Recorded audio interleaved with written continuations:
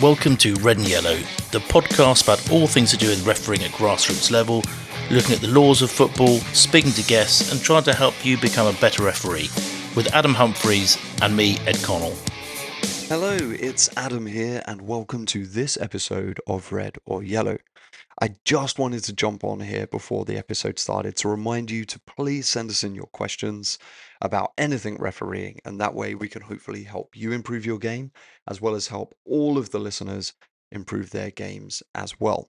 It's always nice to hear your opinions and views on things, so please send those in. You can do that via email, that's redorYellowpod@gmail.com, or find us on Instagram, it's at redorYellowpod. Added to that, if you would subscribe to the podcast, that would mean an awful lot to us. And then that way, our meandering chats about refereeing will magically appear on your phone whenever we release a new episode.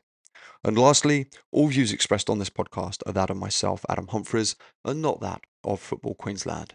Now that's all done, let's get on with the show.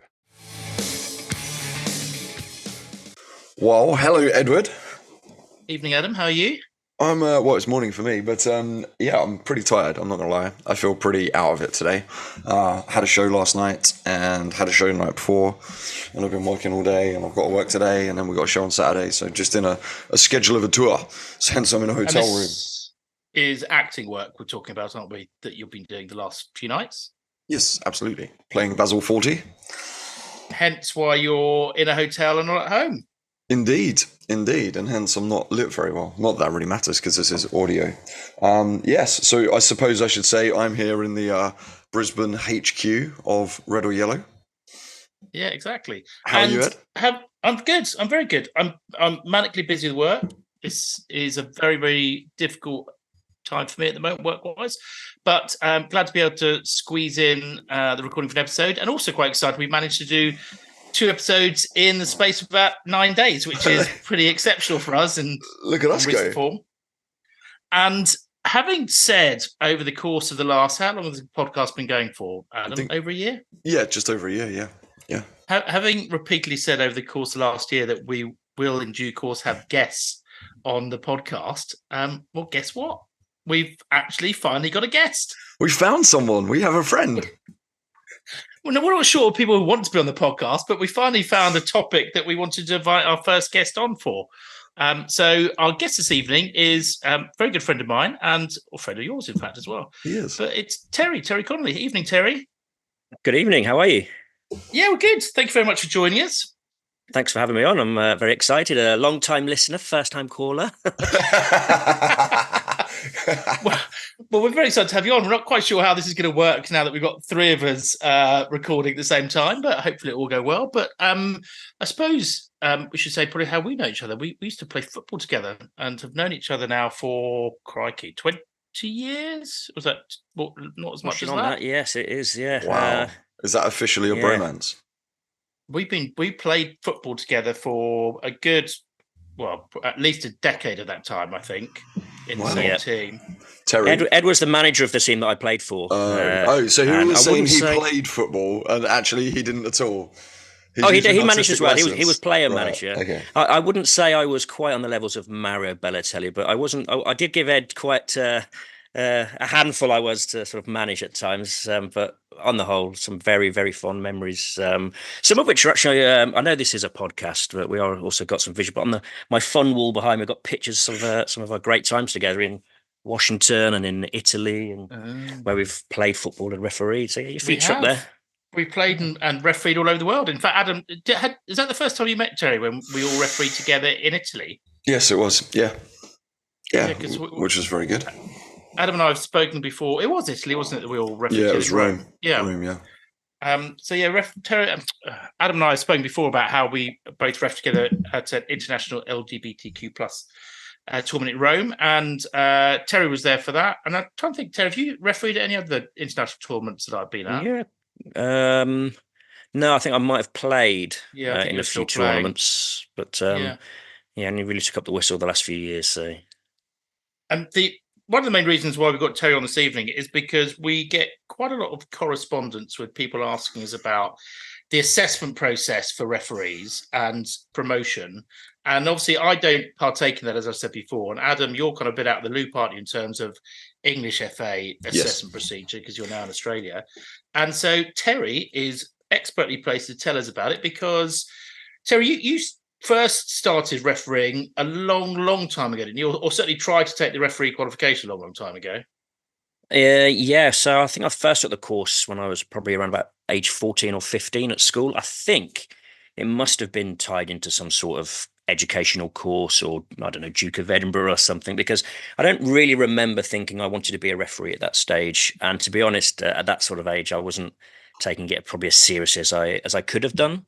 And blame youthful apathy really. And I ended up actually failing the exam at that time because I just hadn't bothered doing any preparation or revision or really any effort into trying to actually get the badge. And when you did the course back then, was it presumably the course that I did, which was the one which was over a sort of, I think my course was like 8 evenings once a week. It was quite an ordeal. Was that the course you took when you were about 14? That's exactly what it was like. It was the local British Legion. It was, I think, like you said, 8 courses.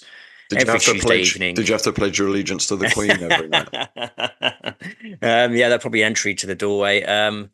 Yeah, and I remember it being very sort of rule book heavy, law book heavy, head in the books type course, which at that time, it was, looking back on it, was just completely the wrong way to do it. And we'll talk about later on when I retook the course recently. How it differs, but it's so much better now than what it was. Yeah. Well, I'm pleased to say it's changed. Just look at this podcast. We know how hard it is to get through a whole book of the laws. We still haven't managed it yet. I think I know. We're on throw-ins. 5 or 6 to go. Who needs to do throw-ins? So anyway, we're going to come back to that later on, talk to Terry about what the new course is like, and he's going to tell us about what the assessment procedure is like, because Terry, having re-qualified, is now doing the promotion from 7 to 6. But I suppose we should deal with news first of all, Adam, in keeping with tradition. I've got quite a few little news stories this week, mostly prompted by our discussions last week about VAR. I have to say, one of the things that I found quite entertaining this week was the fact that, I don't know if you saw, but about 3 weeks ago, the Spurs manager was being lauded in the press because he sort of made some very sort of pragmatic, sensible observations about VAR. And he was saying, I think it was after the Chelsea game, which in fact, Terry and I watched in the pub, in fact. Did we watch that game in the pub? Yes, that's right. Yeah. Yes. Oh, Terry, you had to sit through a Chelsea game. I'm sorry. One that we actually won. But it was actually a very entertaining game, wasn't it? It was a very entertaining game, and VAR was involved quite a bit. And afterwards, he got plaudits because he was saying to the press, VAR, refereeing job's difficult. I'm never going to criticise referees. It's a difficult job.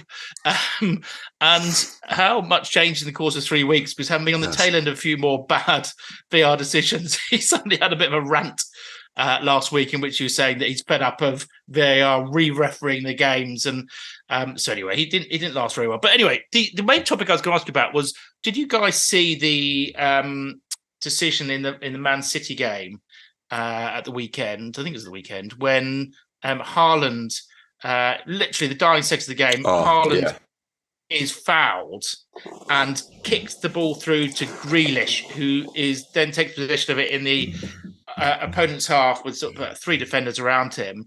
And the referee, having intimated that he was playing advantage, then blew up once Grealish had got the ball. And so Haaland then went sort of absolutely mental with rage at the referee. And did either of you see that? And I don't know if you had any thoughts on what he did and why he did it. And I do. What's your summation of it, Terry? My first reaction watching it on the TV was that sort of goose pimply feeling as a referee, where we have all in our games at some point have missed an advantage, haven't we? But no, never. I've never done doing it in the 90th minute or whatever it was of a Premier League match. Yeah, where the score is 3-3 and it's 2 top of the table clashes. I just had so much sympathy for him, because I think I think whatever's happened, I think he's just missed Grealish. I think in the cloud of players surrounding him, that he's just missed it. And I know that as a level 7 ref out on the parks here in Essex, I've done it enough times. The thing is I'm not sure how I'd feel if I'd have a Haaland screaming in my face afterwards. But if he didn't know Grealish was there, he probably shouldn't have played the advantage anyway. Because when we look at the law of advantage, one of the things you have to consider is, like, is there an advantage to be played here, right? Like, and when that tackle goes in, the advantage to Haaland, like, he's going away from the attacking goal, so he's facing his own goal, and for all intents and purposes, there's just no advantage to be played. So I think he must have known there was an attacker forward, because that's why he's played advantage, right? And then as the ball's been lobbed over the top, I think only two things I think could occur here. I think either his AR is, and I doubt this is really what's happened, but two things could have happened to make him blow his whistle. One, the AR is said to him, waiting, or words to that effect, which basically means I've got a player in an offside position. And then as Haaland's kicked the ball, Hooper's obviously just killed the game because he knows the offside's coming, because his AR's told him on comms. I don't think that is what happened, because Grealish is quite onside. Yeah. And then the other thing that must have happened is, I think he's seen the ball go over the top, and all he's seen is the 3 grey shirts from Tottenham, and thought, one, there's no way the guy's getting the ball if there is a Man City player there. But I mean, I suppose, as Terry said, he probably just maybe didn't see him, or he just thought, after he'd given advantage, he probably just thought, that's a bad advantage. Like, he's facing the wrong way. The ball's there to be won by everybody. What am I doing? And then he's blowing his whistle. And, you just get caught up in those kinds of quick thought mindsets. There's quite a lot of stuff online that sort of agrees with Terry's view, which was that he perhaps didn't see Grealish. I actually agree with what you just said, Adam. I think that he did see Grealish, but he didn't really perceive it as being a great advantage, because if you look at the aerial shots, Grealish is just inside the opponent's half. There's still a lot of work to be done at that point. He's got 3 defenders pretty much around him. Yep. And I think he thought, having given the initial advantage, he suddenly thought there is no real massive advantage here. Yep. And I think that's what he did. I think he blew up at that point, which I can perfectly understand, because from his perspective, he would have just seen Grealish, 3 defenders, and Grealish still some way from goal. But what I was also interested in, I don't know, you obviously all saw the reaction of Haaland in the way that he went up to the referee and was sort of screaming in his face. And more than that, he then went on social media afterwards and I think tweeted or put on Instagram in relation to the game, WTF, right? Mm. And what does that mean? What does that mean, Ed? I'm not with the kids. Down with the kids. It means what the fuck, Adam? Oh, wow. Great. Now I've got to put an explicit sticker on this. Thanks. And then, but the FA have taken no action in respect of him confronting the referee, which when other players have done that this season, given that we're clamping down on dissent, they've been carded for it. And they've taken no action, it seems, about the comments on social media either. And it's almost as though they're saying, well, we might have messed up a bit here, so we're just going to not punish the player. And I kind of think that's all totally wrong. I think the referee should have taken action about him coming up and screaming in his face. I think they should have taken action in respect of the comment on social media as well. But I don't know. Am I alone in thinking that? I think that's... Go on, sorry. Go on. I think in the heat of the moment, I think the referee realizes he has made a howler. And I think in that scenario, whether it's at Premier League level or at grassroots level, when you know deep down that you are right, something, I've done something, big time wrong here.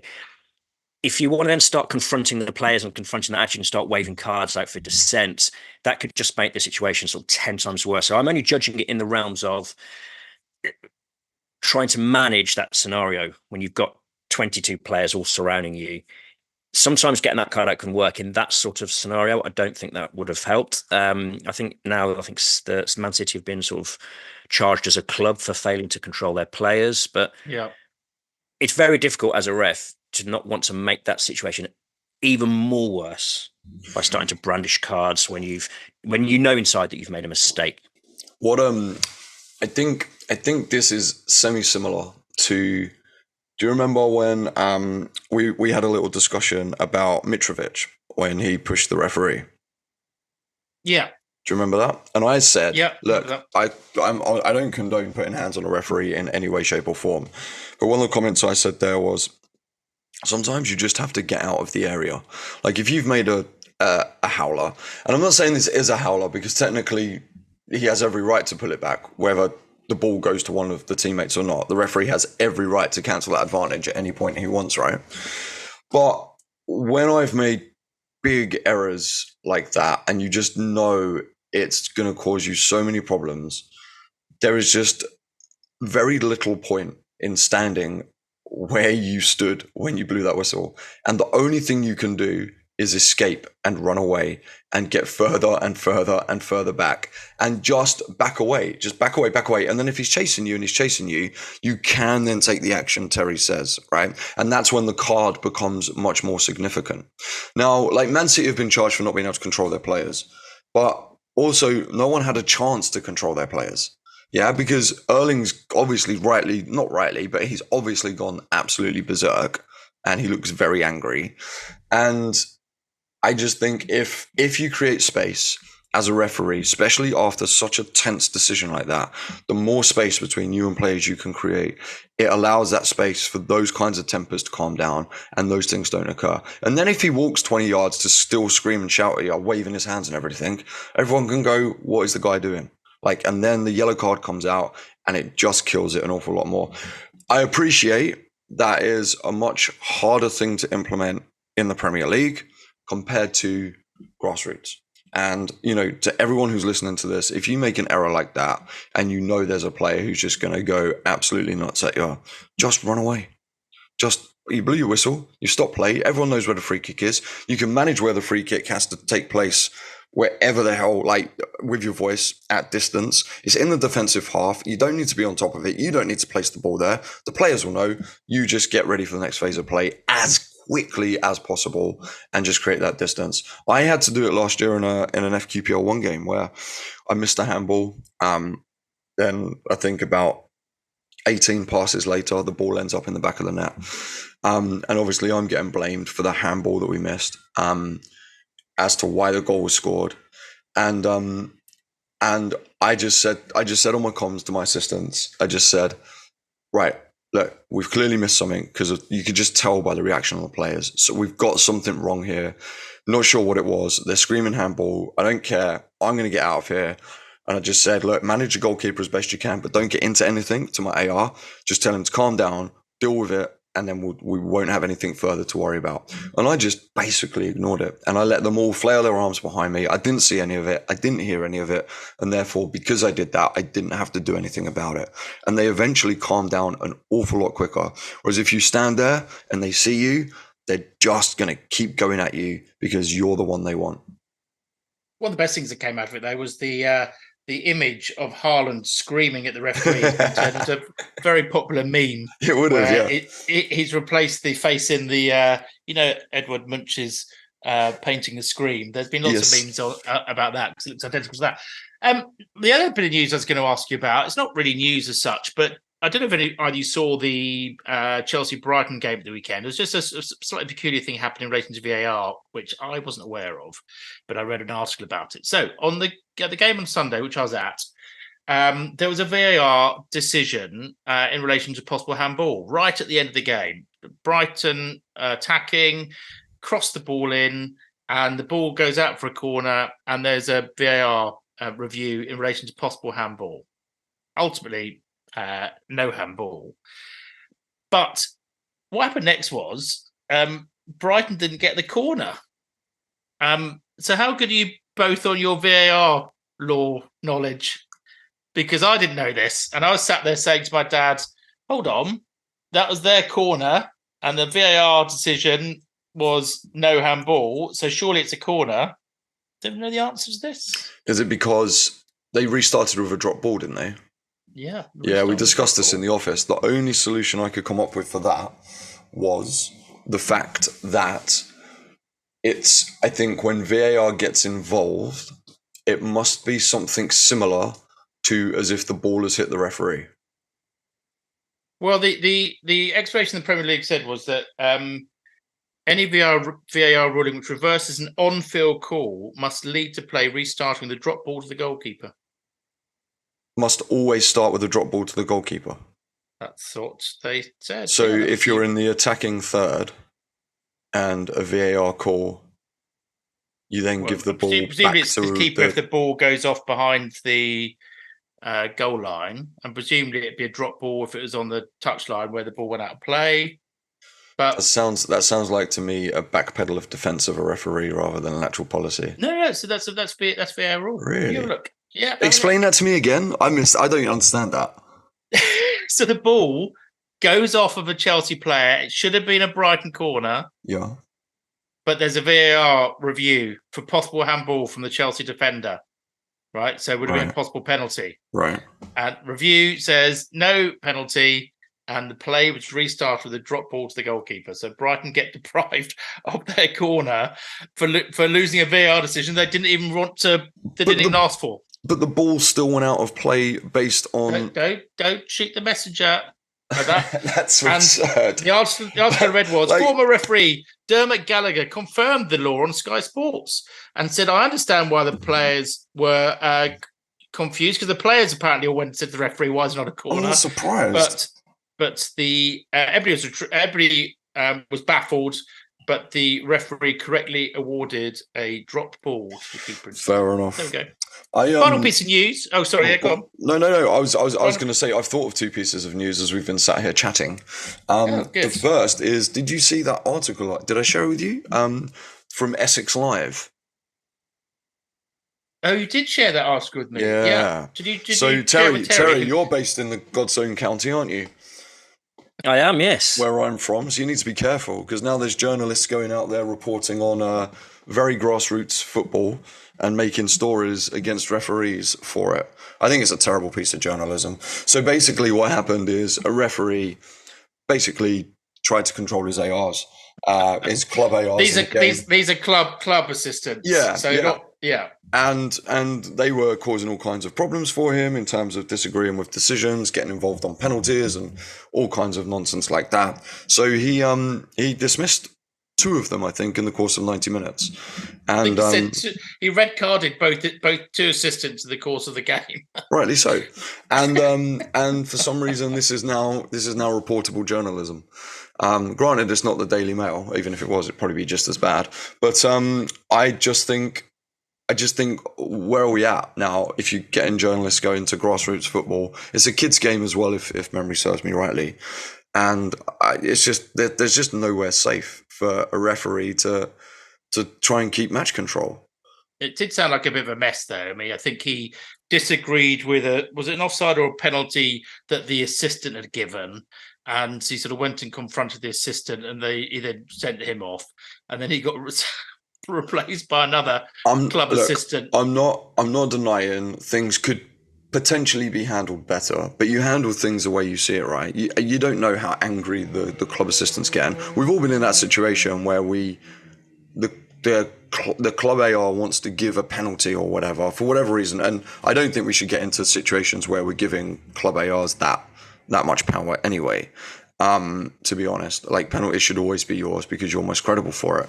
But I just think we cannot allow journalism like that to continue, because if a news story, if a referee's out there and he does something like that to just try and get through the game, and then you're constantly worried about there being an article about you on the internet or in a newspaper forever.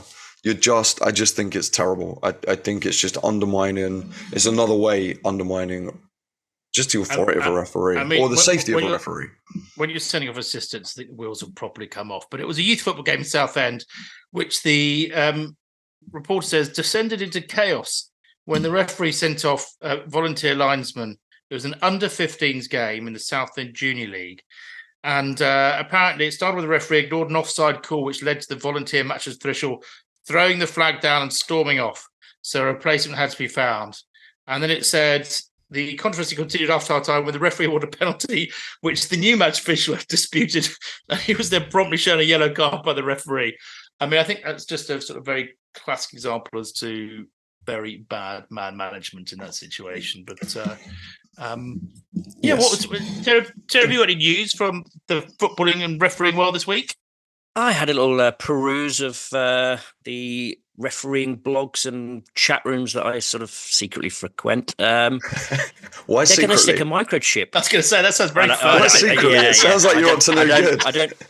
I don't ever post on them. I only ever read. I don't. Oh, you're a voyeur. I don't. Yes, I am. Yes. A microchip's going to be put into the footballs for Euro 2024s, and it'll be used to help make handball decisions, which I thought was interesting because I think we can all agree that handball is such a subjective thing. Yes. And now they want to try and bring technology into it. I think that's going to be quite an interesting thing to look at next summer. How will a microchip help us read handball? I was going to say it's called connected ball technology, apparently, and it can detect up to 500 movements per second, meaning it can accurately record when a ball is touched by a player.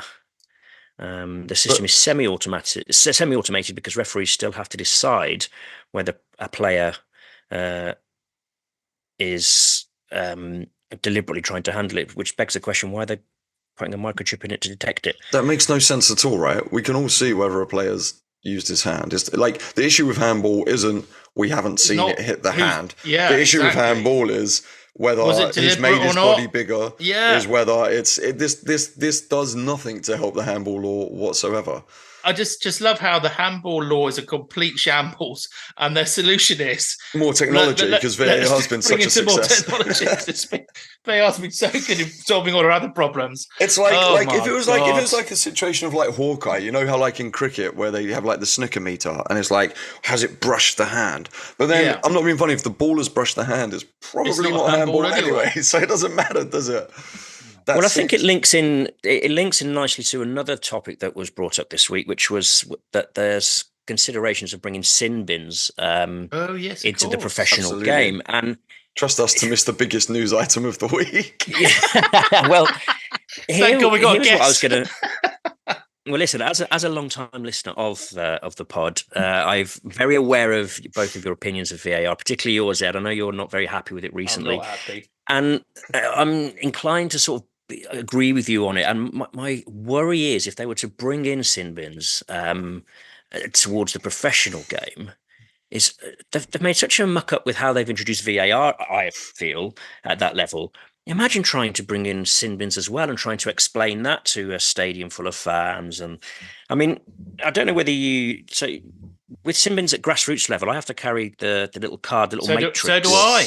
So to remind me, it's a little card. Yeah. It's a nightmare. And I just think, how do you go around explaining that? It's very easy to the layman fan. It's very easy in the professional game. You don't have to worry about it. You just tell your fourth official. That's your job. That's what I would do. I'd be like, look, I don't understand it. I don't know it. You're my fourth official. You do need that chart, though, because it's so complicated to work out. Well, essentially, it means you can have 3 yellow cards in a game, doesn't it? It does, yeah. Yeah, you can have 3 yellows. And what, descent, sin bin, and 2 cautions? Yeah, it all depends on the sequence of each card and how it happens. So the scenario where you could have 3 yellow cards is your first caution is for just a normal offence. Your second is for dissent. And then your third one, when you return to the field, is either for dissent again or for another yellow card offence. So, have you ever used them, Ed? Sin bins. Yes. I mean, I referee in leagues where we do use them. Have I ever used them? No. Right. I haven't. So have you used them at all in any leagues you referee in? Yes, I've used them perhaps 3 or 4 times, and they work. They 100% work. Yeah, the first time I ever used it was probably the start of the previous season, and it was a cup game, and we went to extra time, and things were getting heated. I think it was 2-2 or 3-3, and things were just starting to build, and one player just went a bit too far, and that sin bin alone, he realised his team were down to 10 men for the remainder of extra time, and he realised he's probably cost his team the game, and all of a sudden it just stopped. Everybody else just calmed down and realised we're here to play football, and I think it's a very, very useful tool in the armory of a grassroots referee at the moment. In that situation, would you say it stopped more because you produced a yellow card or because he was off for 10 minutes? 100% because he was off for 10 minutes. Yeah. Okay. Yeah. If that had just been a caution for dissent and then play on with 11 versus 11, I still feel the temperature of that game would have carried on the way it did. The sin bin in that scenario was, just absolutely brilliant. It really aided my match control and really sort of made the players focus on the fact they didn't want to be the next one to be spending 10 minutes off, Interesting. I mean, I can see that at grassroots level would be an effective tool. But interestingly, a lot of the commentary online, certainly in the sort of newspapers and online media, was saying, well, what impact is it really going to have on a professional game? Because all that's going to happen is it's going to make it less entertaining for the viewers, because you'll get 10 people sitting behind the ball for 10 minutes until the player returns, and that it doesn't make for a great spectacle. And I hadn't really thought about that before, because I'd always been like you, Terry. I kind of thought it'd be quite an effective tool in dealing with dissent, but actually I hadn't really thought about that aspect, that it might make it a lot less entertaining. Because we all know when a team goes down to 10 players, when you're watching Premier League games, it does change the whole dynamic of the game. The game suddenly goes from being a game where both teams are attacking to suddenly it's not so exciting to watch. But you haven't used sin bins then, Adam? No. No, I've never had to use them. I mean, look, I do referee on leagues sometimes that use them, but I also it's really hard for me, because I do believe, like, for Terry and for people on the grassroots, they're really useful. And I'm also aware that I have a very high, or I'm a very, very good man manager on the pitch, like extremely good. And I don't mean to blow my own trumpet, but I just know that is more so than physical presence, more so than fitness, more so than anything else. That is the skill I lean into the most when I'm refereeing, in order to control a game. And so I'm always diffusing, and I'm not saying other people aren't, but I just seem to be quite effective at managing it. And I've never felt the need for giving someone 10 minutes when given a yellow for dissent. And if I had the option to, in games that I do referee, compared to putting them away for 10 minutes onto the bench. Like, I think the way in which I handle a dissent yellow card, if I give them, is they know full well that the line has been crossed and it's not good enough, and they never cross it again. I've never had to send somebody off for 2 yellow cards for a dissent ever in definitely recent memory, since sin bins have been in. So I think I think because I've never had to lean into them, I've never really had to use them in that sense. Is that Yeah, that makes sense. Yeah. I've got one last piece of news. So I know we've talked before about the sort of problems in grassroots refereeing, about the number of people not staying within the game and leaving because of abuse. We never really talk about the impact upon the senior referees. And I thought it was interesting. It's not a football-related story, but it's rugby.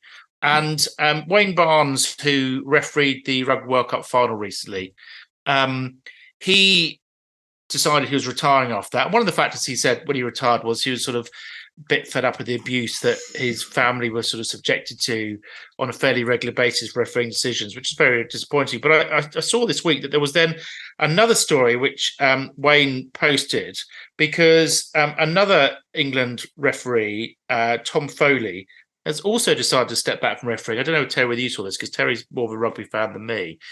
But the reason that he cited when he announced this week, he says, whilst it's been a privilege to be at the heart of some of the sport's most iconic moments, the increasing levels of vitriol when the demands and expectations are so high have led me to this moment. So a rather sad situation of a top flight referee deciding that because of the abuse they get, to step down. So it's not just a problem that affects the sort of grassroots game, it sort of affects the very best of us. So, well, yeah. And I mean, rugby, the wheels are coming off of rugby, aren't they, in England? Left, right and centre, it feels like at the moment. Clubs going out of business, and it's sad to hear, but I think it's a trend of society. I don't know if you agree or not, but we've got MPs stepping down for same reasons all the time. Like at the next general election, I think it's the most amount of MPs that aren't returning. and that's simply. I'm not sure that's necessarily to do with abuse. I think no, it may well, I be think because- a lot of them are citing abuse or citing it's just too tough to live in this environment in the public eye, and I understand that. Plus, they're about to find themselves on their arse, I think. For yes, a I mean few of that them, goes but- into it as well, and quite rightly so, in my opinion. But other views are available. If we take that Tom Foley situation, I think we've got to also acknowledge that for professional match officials in whatever sports elite level they're at, that's income. It's their living, and it's a very Livelihood. it's That's a a very very good point. very very tough decision for someone like Tom Foley to have to take, to sort of say, I've no doubt that he probably became a match official because he loves the sport, but when you get to that level, to make that step and decide it's a career. that you want to step back, he's gonna that's another thing he has to think about. You bring up a really good that's very, point. very You bring true. up a really good point as well, Terry. Like, you do it because you love the sport, and then when you no longer love the sport, it's just one aspect of it you just don't want to deal with. I mean, I chose to retire when I was in England, and I honestly never thought I'd come back to refereeing, and I did not miss it one iota. Although in fairness, I didn't realize how much I didn't miss it until I started doing it again. And it wasn't until I got to Queensland did I realize that. But if you'd have told me in that interim period, oh, you're going to pick up the whistle again, I was like, no, I really don't think I am. Like, there was nothing about it. And when you're dealing with abuse, when you're getting abuse and stuff like that, like, it's just one of those aspects of the sport. You just don't, there's nothing about it that makes you want to come back to it, And it is sad when you love the sport so much. That's why we do it. I love facilitating a game of football at whatever level for whoever, giving them a great experience on the field and everything else. But then when the sport lets you down, when you don't get that love back from the sport because you're dealing with things like that, it's heartbreaking. It really is. You're like, this is not what I thought it would be. And it can turn so many people off for life, especially younger referees and things like that. So it is like that heartbreaking aspect, that falling out of love of the game is crucial. You lose a big part of yourself. Yeah, no, I think it's sad, as Terry says, because Adam, you decided you were going to stop refereeing. At the end of the day, doesn't have a huge impact upon your day-to-day life. No. But when that has become your income, and top flight referees in rugby in England and football in England get paid very, very well. But when it gets to the stage where it's so bad that you actually are prepared to give that up, that perhaps tells you quite how bad things have got, which is a sort of sad indictment of the state of current sport. But there we go. So I think that's news. No, we've covered. got one more. We've got one more news item just to cover quickly, because you left all of our listeners on the edge of a cliff last week, Ed, when you informed them that you was out refereeing. I was out. So how did it go? And do you know what? I wouldn't have agreed to referee if the cold snap had started by the time I was asked, because it was bloody freezing and it was literally 0 degrees. It was a very, very easy game to referee. It was a sort of a national LGBTQ plus game. It was in London, and it was played in very, very good spirits. And I shared, I think, with you and Terry, my heat map from I'm looking at it now. I was just going to say, Ed, if it's cold, a great way to get warm when you're refereeing is to run.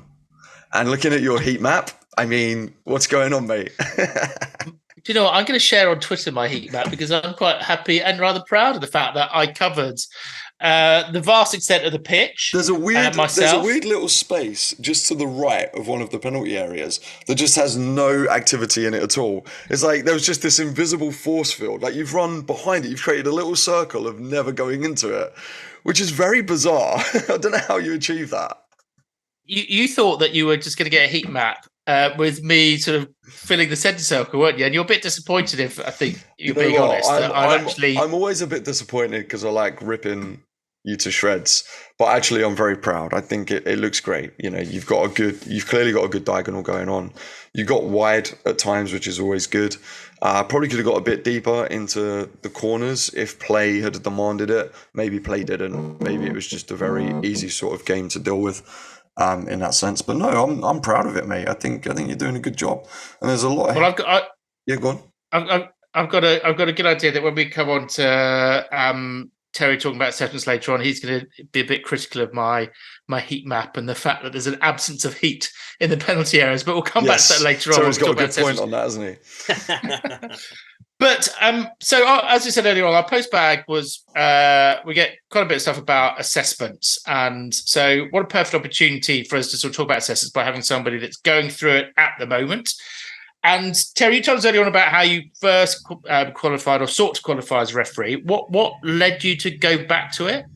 Yeah, so probably about 18 months, 2 years ago now, I decided to move out of London, which is where I've been living for the last sort of near on 15 years. And that coincided with me stopping playing football. I played football for a good 20 years in various teams, and decided that, yeah, it was time to go back to the whistle and keep myself active and bit of fitness. I decided to sort of do the course again just to kind of refresh. I did it with Essex FA in the summer of 2022, and the course was brilliant, absolutely brilliant. It was now over just 2 sessions, one Thursday evening. So just two sessions now. That's all. Yeah, so the first one was like on a Thursday evening, which was classroom based, but not like head in books style teaching. It was all just a lot more sort of chatting away and and sort of learning different little scenarios. And then the following Saturday, so 2 days later, it was an all day 9 to 5 really? 9 to 5 all day course, and majority of that was spent out on a football pitch with all the course candidates. It helped when I did it. It was like 30 degrees Celsius that day, so it was beautiful weather, and it was just a lot more. It was just a lot more dynamic. It was a lot more.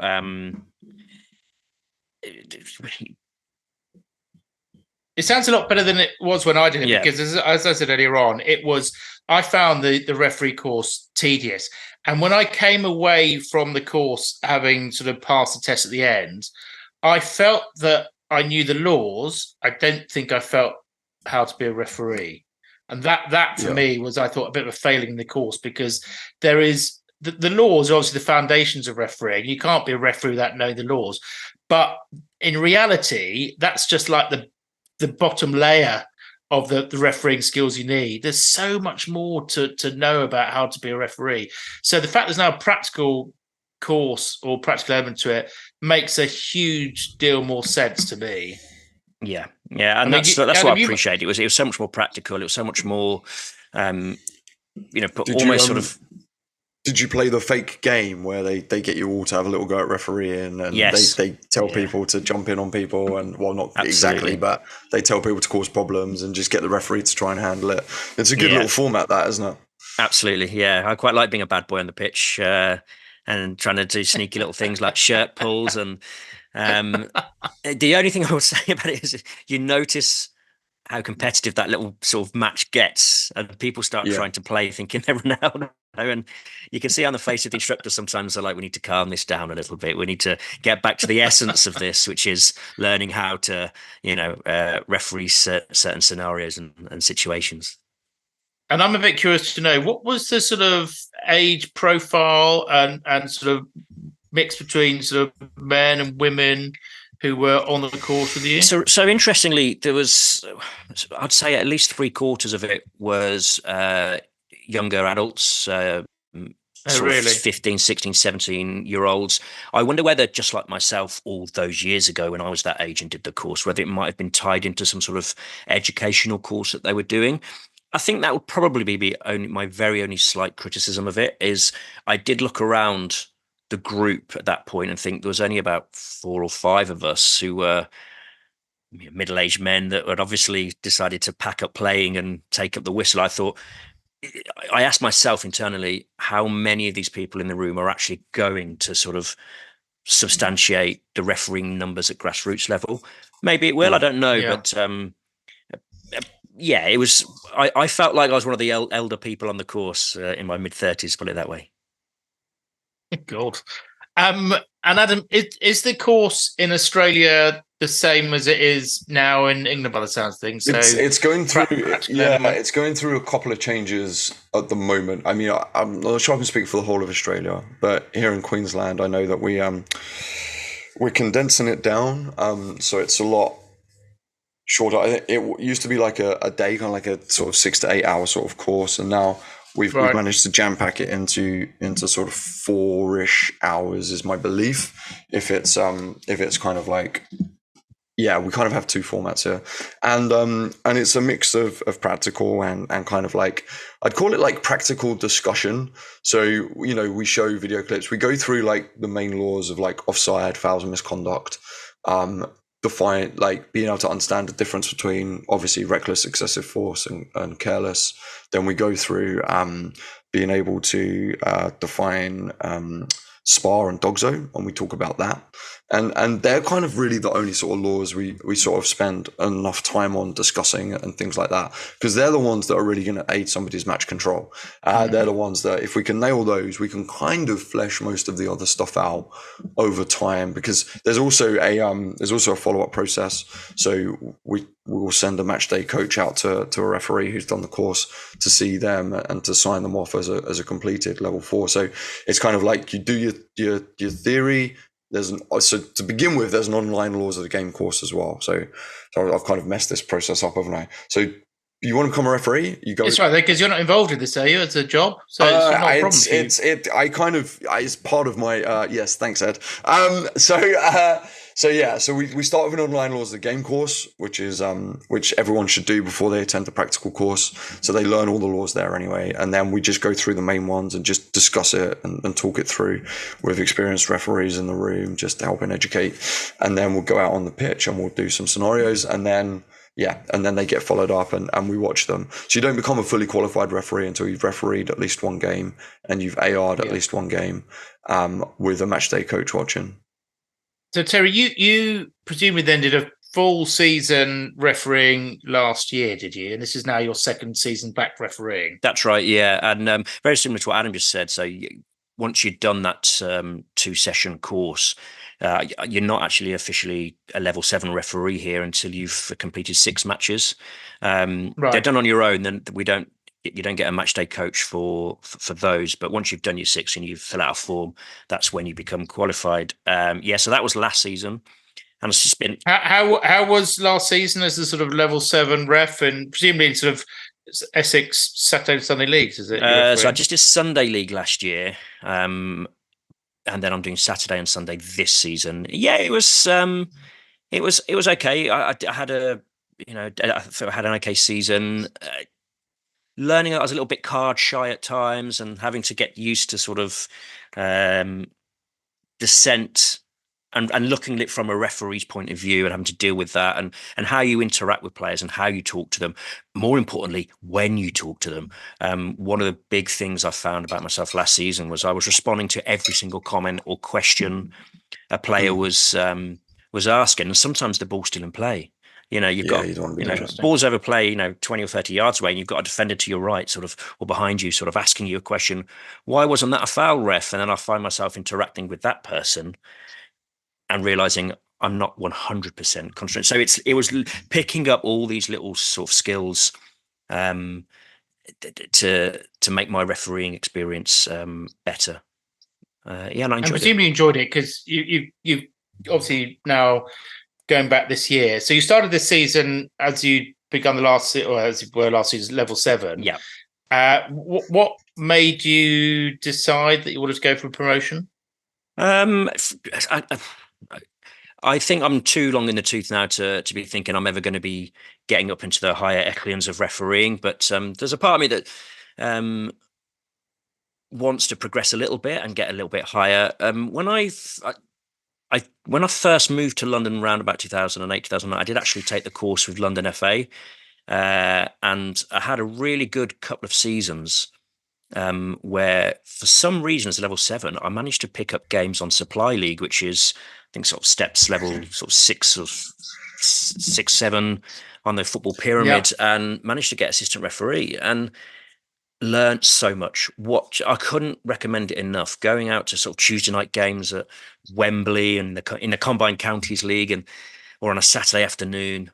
And watching the level 3 or 4 at work was just incredible. And I've learned so much from that sort of small period.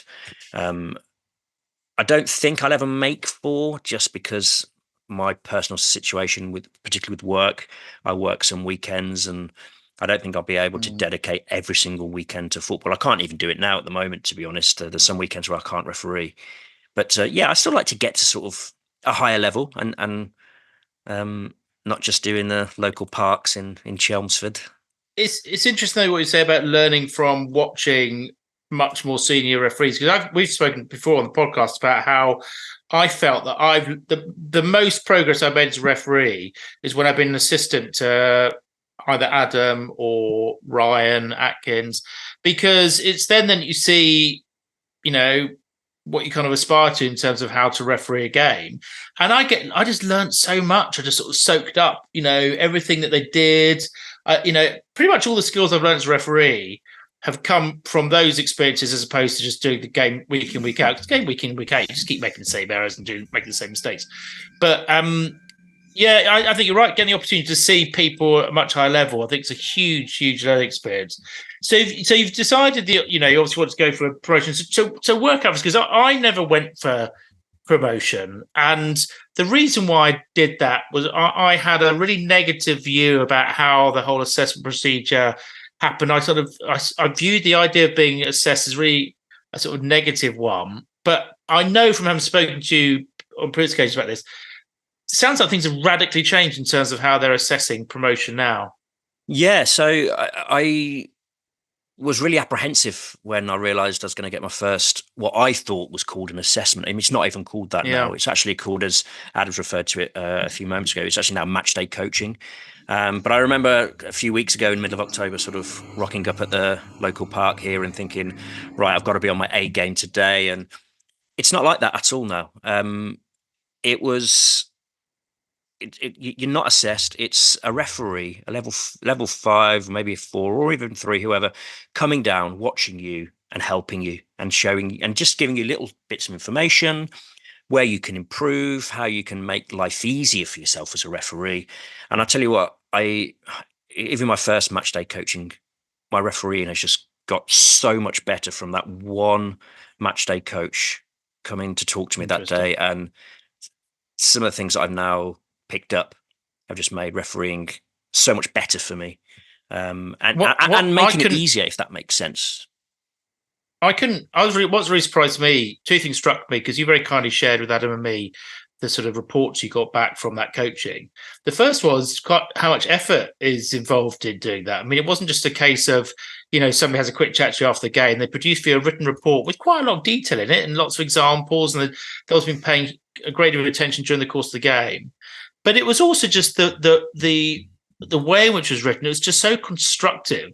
It didn't feel like a sort of an assessment of sorts, really. It was really, as it says, it is now coaching, sort of tips and tricks as to how you can improve things. Adam, do you do similar type of promotion in Australia for referees? So it's very similar. We have match day coaching here, and it's exactly the same. It's a very constructive process. It's all about just trying to give the referee bits of advice and to just look at little moments where they can push forward and progress. And you obviously get a written report sent to you, and that goes into head office at Football Queensland.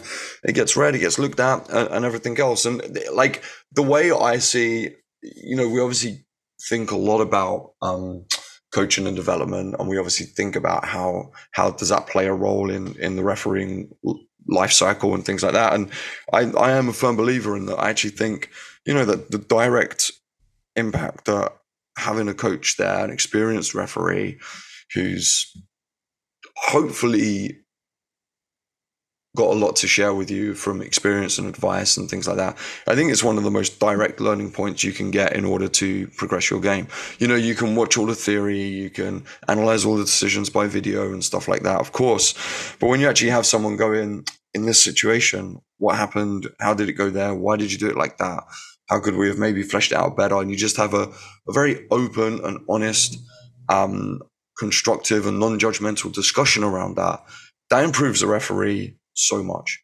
I can't really understand why we kind of never had that approach before, because no one gets better at any job that they do unless they get a bit of career development. And I never felt I got that as a referee, and I always felt that the assessment procedure was not going to provide me the career development. It was just going to school me on my ability at that stage in my career.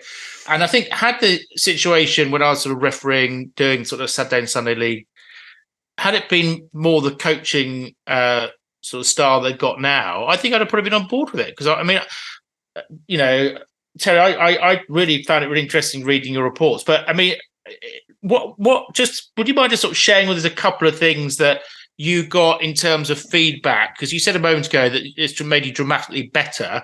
But do you mind just sharing with us a couple of examples of sort of tips that you were given? Yeah. So what I found quite interesting was that when the coach arrived, the referee came and sort of introduced himself. He actually gave me some bits of advice before the game, and things he wanted to see, and areas he'd be looking at. He picked up something at half time, which links into what we were talking about with your heat map earlier on, Ed. He asked me at half time, he said, have you been taught not to go into the box during your training course? And I said, no, I don't remember being taught that whatsoever. And I couldn't believe it. It was like a force field. I was never, as a referee, entering the box. As I was approaching it, I'd just stop. I think maybe subconsciously I thought maybe if you're outside of the box and therefore you can see everything in the box. And actually, he said to me, look, second half, I want to see you getting into the box and penetrating certain scenarios, and particularly where sort of two players will be jostling together. It will really help your credibility and your decision making. And in fact, that actually happened in the second half. Two players were going for the ball. The attacker sort of hit it with his arm, and I was in the box with them and spotted it straight away. I'd have had no chance of spotting that had I been in my usual position, which was probably 10 or 15 yards further back. And now I'm always trying to get in that box to try and get the best view or the best sort of close-up decision I can if the situation warrants it. There's one phrase that we was always told when I was going to level 4, and it was like wide and deep. If you're not getting wide and deep, you haven't got a hope in hell's chance. And the width is get out to the touchline, especially at goal kicks and drop zones and things like that. And then deep, you've got to get into that penalty area. And similar to Terry's experience, I remember when I was sort of told that when I was doing whatever 6-5 or 5-4, it was probably a bit earlier. Now it was probably 7-6, 6-5, and I remember I running into the box, and I still remember it now. And I was like, wow, I've got such a great view of what's going on here. It was eye-opening. I'm like, this is an incredible place to stand. Why have I only just discovered this now? And it is, and suddenly just bang, you just open up. It's great. I think a big fear people have with getting into the box is, oh, but what if they clear the ball? And then if they clear the ball, you're sprinting and you got to back away. That's my concern. I'd love to say, I was taught never to go to the box. I'd love to say I was told not to go to the box, but it is being realistic. The fact that all it needs is there to be a big clearance out, and I'm then sort of chasing. If I've been sort of right on the 6-yard box, sort of on top of things, that's a lot of effort. But listen, I think that I've taken that point on board. That now that I've read what Terry's report said, and I think I do. I don't think I was taught not to go in the box, but I kind of thought it was sort of an unread rule that you kind of just didn't get too involved and get in the way of things. But I'm definitely going to make an effort to get into the box, but it does require extra fitness, which is one of the things that they complimented Terry on in his reports. But I don't know whether it's the wrong thing or right thing to say on a referee podcast, but one of the things that I've noticed now is that because I've managed to sort of get myself in so much better positions to credibly give a decision, it's almost like if I may have got it wrong, or maybe I'm not sure and I've gone defensive for whatever decision I've made, your positioning sells it. Yeah, and can make the decision so credible, and that is almost like a free get out of jail card and get out of jail free card. And it's something that just really helps improve. That's definitely the right thing to say on a podcast. It's not we all get decisions wrong, and that's completely right. But it's all about how you sell it. And one of the first aspects of selling a decision is your credibility. And one of the first aspects that goes into your credibility is your positioning, your presence. And that doesn't always mean to be close to play. So similar to what Ed's saying, it'd be interesting to see next time he referees, if he gets in the box and he feels like he's getting in the way, or he feels like he's in the box for being in the box's sake, it's then a case of knowing when you should be in the box. And that's like the next level. It's a case of what opportunities afford me to exploit that positioning advantage. Corner kicks could be a good situation, might not be a good situation. When you're chasing for a corner, great situation. If you got two attackers running down the wing, you're just on the inside lane and you're running in, and the ball kind of flits out between the penalty area and the corner flag for a corner, and you're in the penalty area to give it. Great place to be in the penalty area. I'm not saying you should be in the penalty area when the ball's been played long and it looks like a defender's just going to clear it, because you are going to get caught short. So it's the next aspect of, when do we go wide? When do we go deep? In what situations? And it all comes down to reading play. It all comes down to knowing what your defenses are like. Do they generally play long ball? If they do, it's going to be a bit harder. You might not need to be in the penalty area as much, because there might be less chance of a decision being there. But then if play gets held up in the box, you've got to keep running towards it. A big thing people do is, if the ball stops, they stop. Don't. If the ball stops, keep going, because then you're going to make up positioning. You're going to make up credibility so much. And then that does really sell that decision. There was one part of Terry's report which made me think that I'm actually not that bad at refereeing, because we talked last week, I don't know if you remember, Adam, we were talking about how when we're going through tips for beginner referees, and one of the things we talked about was when you play advantage, and we talked about sometimes there's places on the pitch where you do and don't play advantage, and there's periods in the game where you do and don't play advantage. And interestingly, one of the bits of feedback that Terry got was he'd played advantage in the defence, when defence had the ball, in defensive third, and he'd played advantage. And interestingly, the feedback, I think Taylor's mum saying it, was that they said, look, certainly at the start of the game, you don't want to be playing advantage because you need to stamp your authority on the game. And also, there's what's advantage in the final third of the game. And I was thinking, that's exactly what I was saying last week.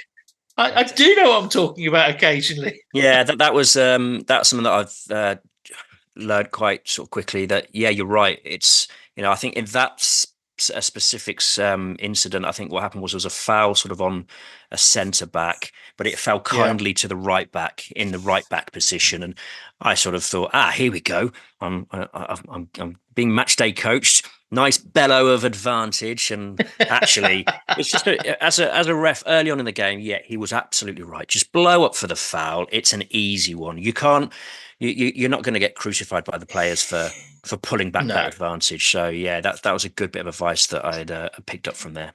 Also, the level you're at, Terry, there is like that right back. He's not a Premier League player. There's very seldom is there an advantage at that position in the pitch, right? And the chances are you'll scream advantage, and then what we'll do is we'll play the ball long and it'll get headed out. And he's like, well, where's my free kick? I didn't get an advantage. It's like, well, you did. You got a free kick of the ball. They just don't have the skill. Like, especially with defences and grassroots, just give them the free kicks. Yeah, definitely, 100%. The other one I hadn't realised I did at all, which was a good bit of feedback, was from a goal kick or a long free kick. I probably still had the player mentality. I'm watching the ball all the way up there, watching it go over your head again, and then seeing where it drops. And now I've been, really good advice is actually, you see where the kick's going, look to where you sort of a big sort of drop area, and then you look at the players, and then you start zeroing in on where that's going to go, and then you've got your eyes on those players for a good, couple of seconds, and you can see everything.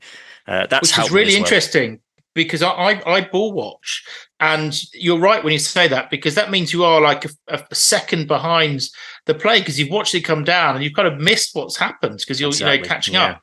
So no, I picked up on that. I mean, I thought, can you keep sending me your reports, Terry? And I'm going to learn vicariously just by reading Terry's reports. On that, what we do is, I'm always telling my assistants. I know you don't have the joy of comms, but I'm always telling my assistants, okay, this is where I'm expecting the ball to go, and I'm pointing and I'm saying to my assistant, ball's coming right, we've got to get there. And as I'm saying that, I'm moving into the position for the ball to be going right. And if it does go right, I'm great. Like, I've got it right, or I'm like, okay, I'm expecting that long clearance now. So that's why I'm backing away. That's why I'm pedaling off, and I'm getting into that drop zone. I'm getting square to it. So the whole time I have no idea where the ball is. All I'm concerned with is about where is it going. And then that's when we say reading play, that's what it's about. It's not about predicting even the next pass. It's about predicting the pass after that. It's about understanding your players to such a point that you know the patterns and you know where they're going to play, how they're going to play it. And like the higher you go, the more analysis referees do on this, on what players play how and where and why, and if this player has the ball 9 times out of 10 he does this pass and stuff like that. So it's just about constantly reading not where the ball is, where it's going. And if you can do that, your positioning is just going to keep getting better and better. So that next progression, I don't know if you saw the video I posted on our Twitter account of the footage from last year, the sort of half-hour YouTube clip from the French referees on the final match day of last season. I don't know whether they either view it, but what's fascinating, it was like they gave me lots of the comms, but it was the degree of prep that they went through in terms of like knowing, who the players were to look out for, styles of play. They were really acutely live as to the significance of each game they were playing, what was at stake. It affected how they approached the game. It was, honestly, if you haven't watched it, I urge of you, it's on our Twitter account. I'll maybe tweet it again, but I found it on a referee forum, and I thought it was so interesting to just watch the levels of prep and the conversations that were taking place. Really, really good video. I was going to just say to Terry, I mean, you told us about the difficulties about potentially not getting enough games in for this season. Do you think you'll do enough games this season to qualify for potential promotion, or I'm hopeful. Yeah, you've got to do a minimum of 25 games as a referee. I'm currently, I think, about 11 or 12. I can't dedicate every weekend to it because of my work's situation at the moment. So I referee on Saturday afternoons and Sunday mornings. And what I tend to do, so I've got the weekend off, I'll do both days. I think if we were to have a very bad winter with postponements, I might be in a bit of a pickle, but fingers crossed, everything goes well, and I should be okay.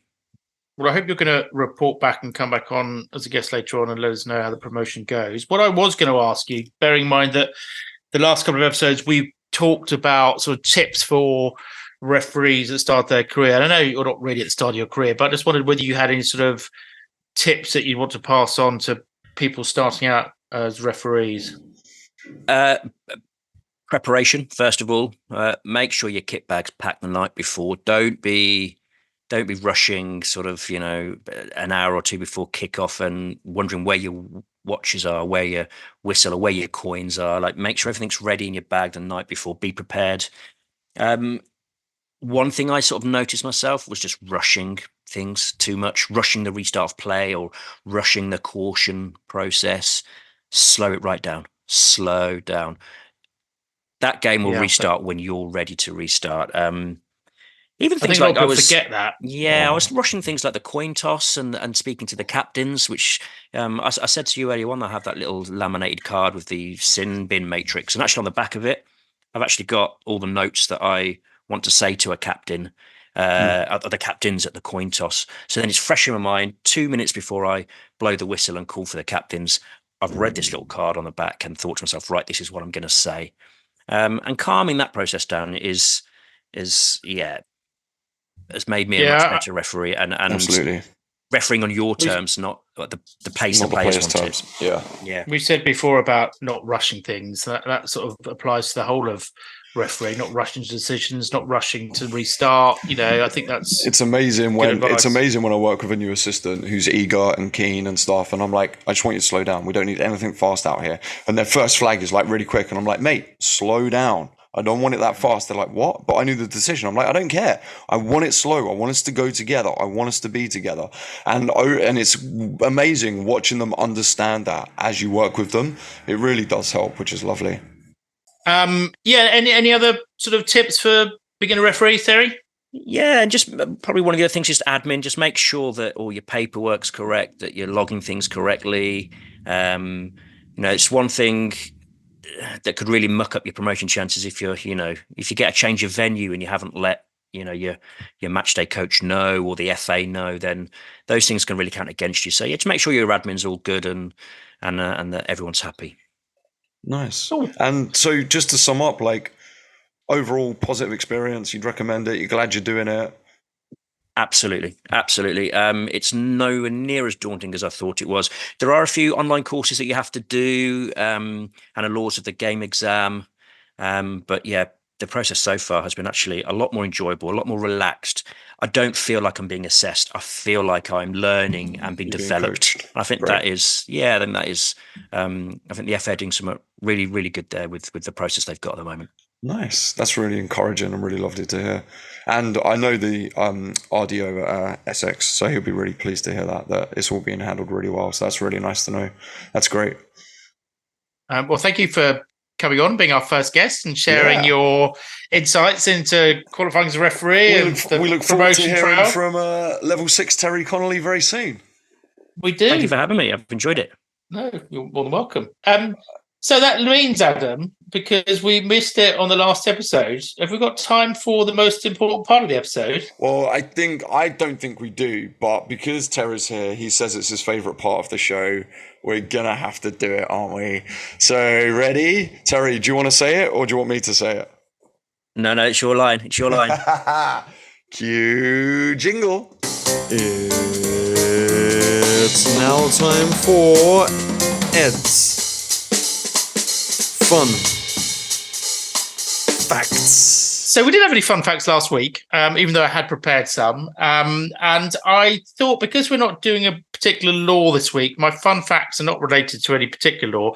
But I've got some fun facts about VAR, because obviously that's been occupying a lot of our discussion, both the news this week and our topic last week. And there's not a huge amount of stats and info out there about VAR, not least because it's not really been in play for very, very long. But I did find some interesting stuff, and I found some research done by IFAB, and it's particularly relevant at the moment because, as we all know, there's been a deliberate attempt this year to make sure we add on time to matches for delays, hence why some games are sort of lasting for the 100 minutes and beyond. But IFAB did some research because they were trying to sort of show how time spent on VAR differed or was the same as sort of other interruptions. So a little bit of a quiz for you both here now. Oh, golly. IFAB said that they managed to measure how much time is spent in a game on certain types of different activity. All right. So, how much of the game do you think is taken up by corner kicks? I love these figures. I think they're so interesting. How much? 7.5 minutes. Okay, so that you choose first this time round. So 7.5. So Terry, are you going higher or lower than 7.5 minutes? I'm gonna go just a little bit lower, I think. Oh, you're wise to go lower, Terry. But it wasn't just a little bit lower. It's IFAB said that of the matches they studied, averaged out that corners took up 3 minutes 57 seconds of a football match. I thought that was quite high, actually. 3 minutes 57 seconds. It seems like quite a long time when you're talking about a game that's only 90 minutes. But are we saying from the moment the ball goes out of play to when the I think that's how they've measured it. I mean, I'll be quite honest, IFAB didn't give me the sort of detail you might wanted to know about for the fun facts, Terry. But I'm going to work on that basis for the purposes of our little quiz. So that's corner kicks. Now, goal kicks. Terry, you're going to choose first of all this time, so Adam can go higher or lower. How much time is spent on goal kicks? I'm going to say probably a little bit higher, so I'll probably say about 5 minutes. Right. Adam, are you going higher or lower than 5 minutes? I'd go ever so slightly higher. You'd be right to go ever so slightly higher because they concluded it was 5 minutes 46 seconds. Oh, look at that! Was spent on goal kicks. Now, I think that's quite low because if anybody comes and plays Chelsea and they go goal up, well, we seem to spend about 2 minutes on every goal kick. But anyway, so 5 minutes 46 seconds. That was interesting. I've got a funny feeling it's probably be a bit higher at grassroots level when the goalkeeper has to go trotting off at Hackney Marsage for like 30 yards to go and retrieve a football. I think this is the professional game. Stick to get it out of the bushes. To get out of the canal. Yes. Yeah. I think IFAB were only measuring professional football. Yeah, I haven't seen any IFAB officials in place recently. Are you enjoying this little exercise, gentlemen? This is okay? Absolutely. Yeah, it's interesting. Yes. Okay. So, Adam, your turn to choose next. So, how much time of the match is spent on free kicks? You get to guess first. Let's go 4.5 minutes. Are you going higher or lower? Wait. Oh, okay. I'm going way higher. Yeah, I'm going way higher. I wasn't even thinking about like ceremonial free kicks. I don't know what Adam's thinking about. Thinking there's 4 minutes worth of free kicks in the match. All right, I'm with Terry now. I regret. 8 minutes 51 seconds was that they found spent. I'd take about 8 kicks. minutes just on one free kick outside the area, let alone. That doesn't really come as a surprise to me, that stat. I didn't think 8 minutes 51 seconds. We do spend an awful lot of time. But that's important. Like, it's important to take the sting out of the game. It's important to slow things down, especially in tense situations. There's a lot more delay when it's sort of in a dangerous area and you're measuring out positions and you need to get yourself in a good position. Yes, I mean, that didn't surprise me at all. Terry, your turn to guess first. How long is spent on throw-ins? Ooh. I'm going to say 7 minutes and 30 seconds. That's very exact. Adam, you're 2-1 down. Nah. I reckon. But they happen so frequently, don't they? They happen so much more frequently. Yeah, but they happen higher generally or pretty lower? Quickly. Lower. Well, Terry was almost spot on with his guess. And you were wrong to go lower. You were wrong to go lower. There I was thinking after this I'd be able to message Terry and be like, it's not as easy as it sounds, is it? But he's kicking my ass. Yeah, no, it's over 7.5 minutes with throws, which is quite surprising, really. And then finally, Adam, how much time is spent making substitutions?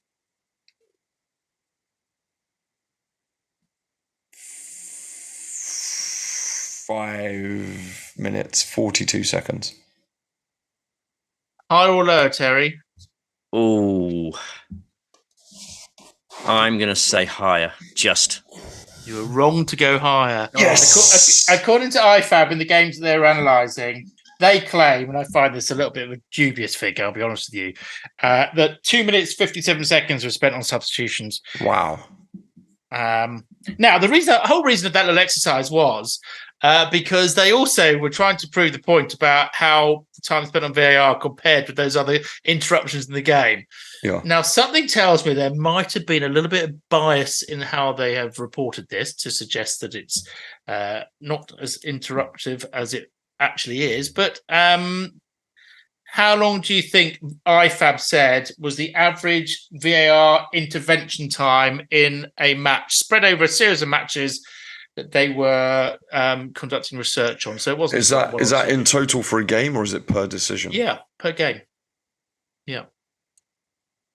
Well, every game seems to go to about 100 minutes, doesn't it? So 10 minutes. Well, that's combined with other delays as well, I suppose. So it's not all just VAR decisions, but I'm going to probably say 2.5 minutes. Adam? You think 2.5 minutes across a whole game for every VAR decision? Well, I think that's what Ed's probably saying. Is it a sort of a bit of a bias? I think Ed's leading us down the garden path. I think you've fallen hook, line, and sinker. Sorry, I'm going. I reckon they take probably about 7 to 8 minutes across a game. Well, these stats were gathered by IFAB across a study of almost 972 games that took place in 20 different national authorities worldwide in which VAR was in force, right? And I'm leading 3-2 here, so well, you can score. Are you going to snatch your draw out of this, Adam? We're referees here, Terry. We don't keep score. I take no responsibility for the accuracy. I'm just reporting what IFAB have reported. But IFAB are claiming, as a response to that study, that the average VAR intervention time in a match was 55 seconds. No way. That's what they say. Because they say that a lot of the decisions are actually ongoing whilst the ball's still in play. And the actual number of occasions when you actually have to stop is rarer. Now, I think that if you just were to take the Premier League as an example, and you did it for the last 12 months, I think that would be something like 3 minutes on average, would be my guess. Because VAR, as we've said many times before, has got out of control. But I mean, the thing is as well, right, is if it's ongoing and there's a constant discussion, sometimes that discussion could be 2 to 3 seconds, right, between the VAR and the referee. It could be, we've checked, it's fine, it's not. And if they're counting those, that's going to pull that average down so much, because there's going to be a much greater number of those compared to the long stoppages. So I think it's clever. What is it? There's lies, damn lies, and there's statistics. And I'm going to save my other VR statistics and fun facts for another day, because I think that's a good way to end the show. So Absolutely right. Well, thanks again, Terry, for joining us. It's been fun having a third person to dilute Adam down a little bit. Thank you very much for having me. It's been a pleasure. And from me, Terry, thank you so much. It's been fun having somebody else to rip Ed to shreds on his heat maps. So thank you very much, mate. Thanks very much. Let's try and record again, Adam, and try and get these laws finished before they change them again. We're on a streak, aren't we? We're on a streak. Oh, we just need to quickly mention that the refereestore.co.uk, which was one of our equipment partners with a 10% code on it, they have been they got bought out by A&H International. So that no longer works now because the referee store is no longer in place. So we are just currently trying to work on another solution for everybody around the world. And hopefully we'll have something soon to report back on that front very soon. But we've been in discussions with them, so hopefully we'll have some news for you maybe by the next episode. Which would be awesome. And if you haven't seen our statistics that Adam posted on Instagram of how well the podcast's been doing over the last year, take a look. There's some incredible stats. Lots of people naming us or their stats telling us that we're their favourite podcast, one of the top 3 podcasts, which is incredibly flashing for us. So thank you very much for those of you who've been listening. And that means a great deal to us. So thank you so much for being here. And as ever, don't hesitate to get in touch with us if you've got any questions or comments or anything you just want to raise with us for discussion on a future episode. Perfect. Right. It's late. I need to go walk the dog. I need to go to work. Have a good day, guys. Nice to see you, Speak to Barry. you soon. Thanks for having me. You too, Ed. Thanks, Terry. See you soon. Ciao, ciao. Thank you so much for making it to the end of another episode of Red or Yellow. You're clearly a very fit listener. May I gently remind you to like and subscribe to this podcast in your podcast app. That way, when we release a new episode, our meandering chats will magically appear on your phone. Also, if you've enjoyed this episode, please feel free to share it with one of your friends when they ask for a podcast recommendation. Word of mouth goes a long way, and no more so than yours. Don't forget, you can get 10% off any refereeing equipment that you might need if you head to processports.com and use the code REDORYELLOW10 at checkout. Thank you so much for listening this week. And don't forget to follow us on social media. It's at Red or Yellow Pod. And please feel free to send us any questions that you may have via DM, or you can email redoryellowpod@gmail.com. We cannot wait to speak to you again very, very soon. Ciao, ciao.